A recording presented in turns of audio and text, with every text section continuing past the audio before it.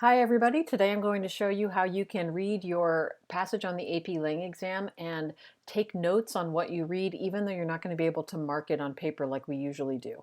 So the first thing you want to do is make sure you have your Google Docs set up with some certain things in advance. Obviously you need your AP ID in the top left like a heading, but then you need to go ahead and list certain things like the SOAPs elements that you'll be looking for: speaker, occasion, exigence, audience, purpose, subjects. But remember that the whole point of doing rhetorical analysis is to pinpoint the author's argument and how that argument is conveyed with his rhetorical choices. Then below that, I'd just like to give myself a few little reminders here. So I've listed the diddles elements that I might be looking for. Remember, appeals are always fair game, and then tone is always fair game. So you might not end up focusing on these, but have them there as a reminder. And then I have this set up here with paragraph numbers. So if you take a look at the prompt here, the paragraphs are pretty meaty. There are only 6. And so I'm going to be organizing by paragraphs. But if you were to get a prompt and you took a look at it and you noticed that it had a lot of very short paragraphs, what you might want to list here instead of paragraph numbers is just lines. So if you noticed, for example, a piece of diction that was interesting, you would write the number of the line. That way you just know what where you're referring to in the piece. I'm going to go by paragraphs today, so let's dive in. The passage below is from Last Child in the Woods, 2008, by Richard Louv. Read the passage carefully. Then, in a well-developed essay, analyze the rhetorical strategies Louv uses to develop his argument about the separation between people and nature. Support your analysis with specific references to the text. So already we know who the speaker is because it's named here in the prompt. It's Richard Louv, and it's worth noting that this is an excerpt from a book. As for the occasion, all we really know is it's from 2008. We don't really know anything more about the exigence, but at least it's contemporary.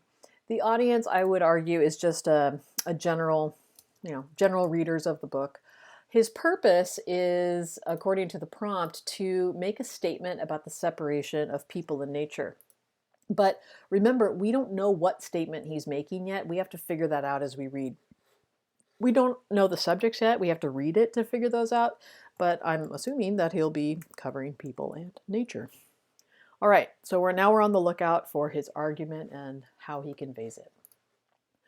Researchers at the State University of New York at Buffalo are experimenting with a genetic technology through which they can choose the colors that appear on butterfly wings.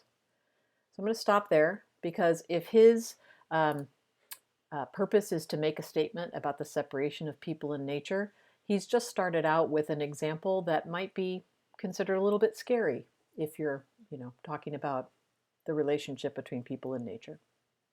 Let's continue. The announcement of this in 2002 led writer Matt Ritchell to conjure a brave new advertising medium.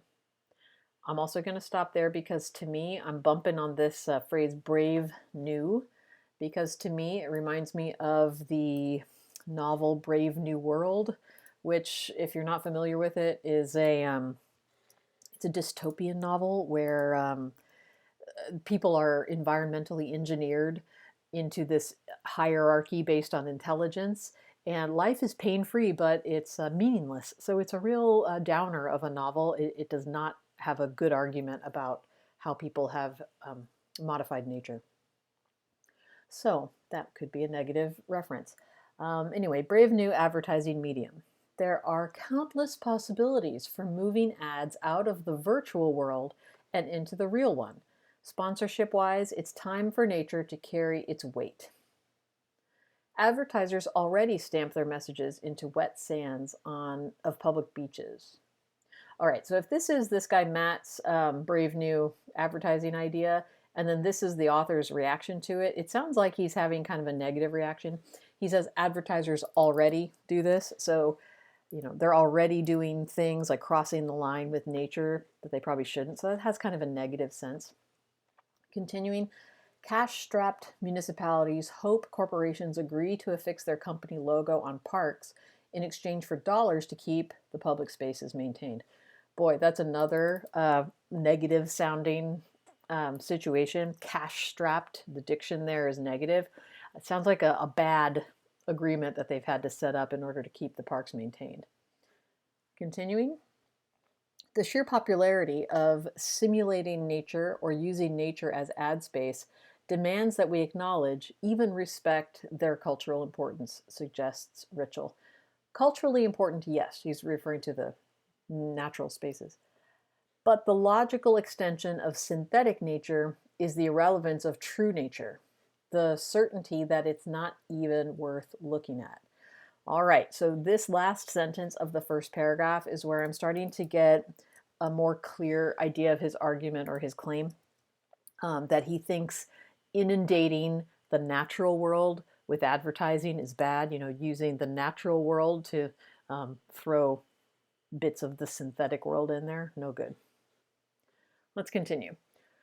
True, our experience of natural landscape often occurs within an automobile looking out, as Elaine Brooks said.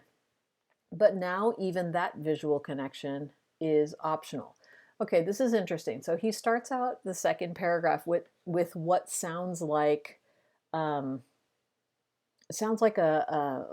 concession, like, oh yeah, true, this is happening. But then look at what he does right after that, but now not even that is, any good. And like, that's not even what we're doing. So he's contrasting, he's creating a contrast with that conjunction, but. A friend of mine was shopping for a new luxury car to celebrate her half century of survival in the material world. To me, this sounds like he's introducing an anecdote because he's talking about what this friend went through. So an anecdote of a friend buying a car. But look at the diction. She was shopping to celebrate her half century of survival in the material world. It makes it sound like life is kind of a struggle. The material world has kind of a negative connotation to it, materialism. So keep that in mind. Let's continue.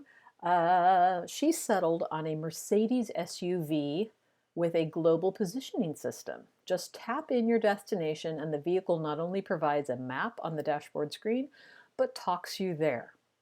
But she knew where to draw the line. All right, this is subtle, but to me, the way that he says this, but she knew where to draw the line, it suggests to me that for the author, this has already crossed the line. A GPS in your car, the line is behind him. But for the friend, the GPS was okay, but this next thing wasn't. The salesman's jaw dropped when I said I didn't want a backseat television monitor for my daughter, she told me. He almost refused to let me leave the dealership until he could understand why. So here we've got this, this idea of putting a TV in your car. The salesman doesn't get it, so it's part of the anecdote. Can't even believe that she wouldn't want one. Rear seat and in-dash multimedia entertainment products, as they are called, are quickly becoming the hottest add-on since rear view mirror fuzzy dice. Oh, I love this imagery. So fuzzy dice, they used to hang those from their rear view mirror back in the day, like we're talking 50s, 60s. So this is a reference to those cars back then in the 50s and 60s. And it's contrasting cars today, where today the hottest accessory is a TV in the back seat. So it's emphasizing this generational divide between then and now. Let's continue. Sales are brisk. The prices are falling. Some systems include wireless infrared connected headsets.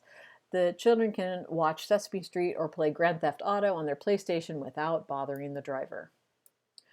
All right, paragraph 3. Why do so many Americans say they want their children to watch less TV, yet continue to expand the opportunities for them to watch it? Right off the bat, I hope you notice that paragraph 3 starts with a rhetorical question.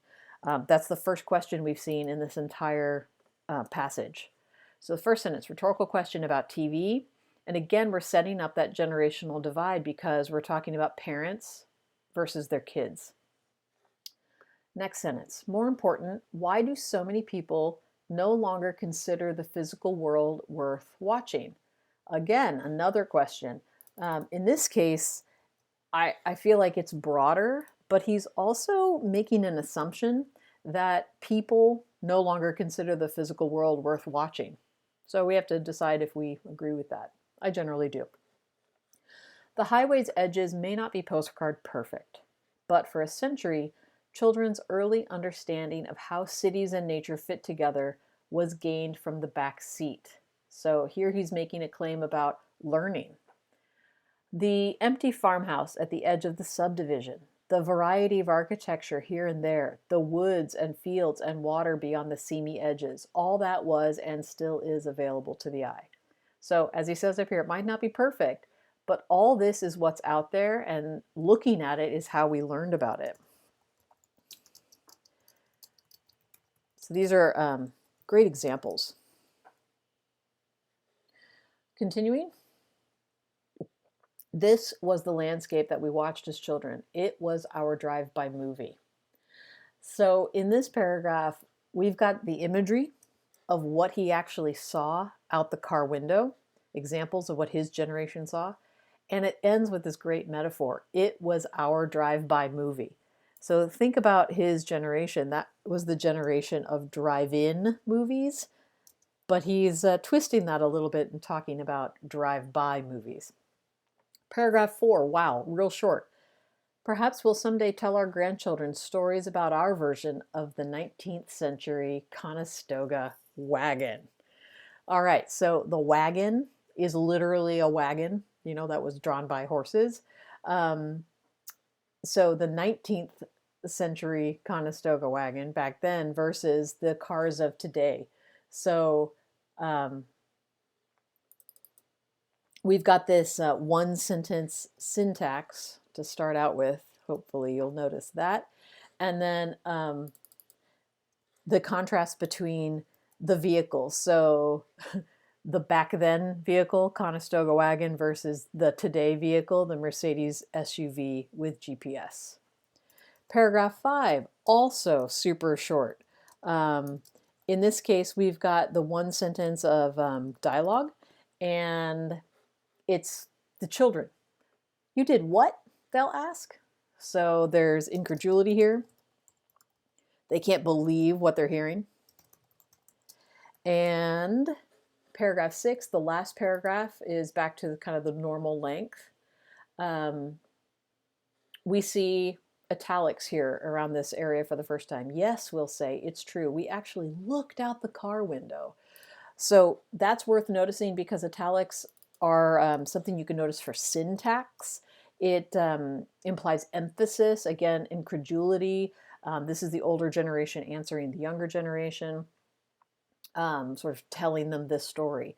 In our youthful boredom, we used our fingers to draw pictures on fogged glass as we watched telephone poles tick by. Great diction here, youthful boredom. It's almost an oxymoron, but the way he phrases it, you can tell he valued this boredom. He learned from it. We saw birds on the wires and combines in the fields. We were fascinated with roadkill, and we counted cows and horses and coyotes and shaving cream signs. We stared with a kind of reverence at the horizon as thunderheads and dancing rain moved with us. We held our little plastic cars against the glass and pretended that they too were racing towards some unknown destination. We considered the past and dreamed of the future and watched it all go by in the blink of an eye. Maybe you noticed here, I hope you did, that we've got repetition. In this case, it's anaphora. We did this. We did this. So this is all happening back in the day. He's getting nostalgic here. There's also lots of imagery, what he actually saw out the window. They saw thunderheads and dancing rain. He's talking about the little plastic cars on the window. This is very visual. And the last sentence is just packed with nostalgia. So it says, we considered the past and dreamed of the future and watched it all go by in the blink of an eye. Again, the contrast of his generation versus the next generation, the future generation. So I would add like past and future here, and the sense that it's like going by really, really fast. There's also an example of polysyndeton here, if you notice that. Where did it go? We were fascinated with roadkill. No, I can't find it, but there was one in there. So the last paragraph appeals to emotion a little bit with all of that repetition, but I wouldn't say that that any appeals really came out to me as very strong strategies that he uses. And I also wouldn't say tone is a real strong strategy.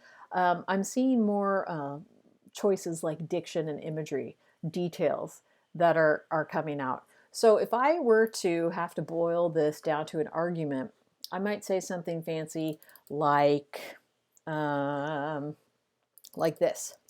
Richard Louv argues that today's children are experiencing nature less and less, losing the valuable connection that the author's generation embraced as part of growing up. Boom. That's his message, his statement about the separation of people and nature. It's not only that separation, it's this generational separation as well. How does he convey this? Like I said, not real big on these strategies. I would say that the anecdote is pretty significant about the friend buying the car. I would also say that his imagery really paints the picture, the differences between then and now. And speaking of then and now, I would argue that his focus on the generational contrast between his generation and the younger generation is a major strategy that he uses to make his argument about the separation between people and nature. Now that you have all of these notes here, just scroll down. This is where you're going to start your essay. So this would be your intro, and since you have all these notes directly on the same document and you've quoted the passage verbatim, you'll be able to copy or cut and paste directly from your list of evidence up here. Like I could cut this if it's time to enter that down here, and now you know that you've used that evidence. You also have a few little notes here about why that particular technique was useful to him getting his argument across. So you could copy and paste your own ideas there. And then, of course, make sure that before you submit that you delete all of these notes so that all you're left with is your AP ID and then your actual essay response.